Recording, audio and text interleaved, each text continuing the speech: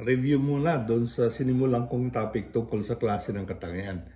Binanggit ko ang pangalawang klase na tinatawag na quantitative traits.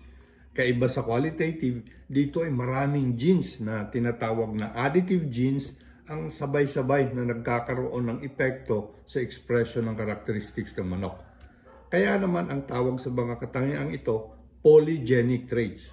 Ang genes nito, pantay-pantay. Walang dominant, walang recessive.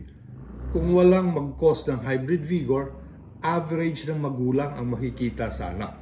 Remind ko lang, ito ang klaseng nagpapa-emphasize ng kahalagahan ng management, nutrition at environment ng manok dahil naaapektuhan ng mga ito ang extent ng pagkaka-express ng quantitative traits kahit pa namamana sila.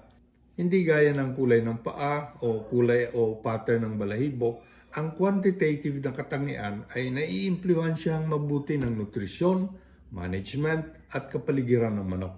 Kahit namana sila, kung hindi naman inilagay sa tamang kapaligiran ang manok, hindi binigyan ng tamang nutrisyon at hindi inalaga ang mabuti, wala rin siya.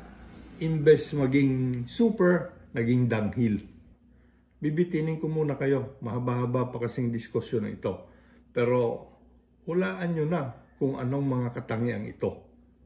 Magbibigay ako ng halimbawa sa isa o ilan sa mga videos natin gagawin. Maraming salamat sa panonood.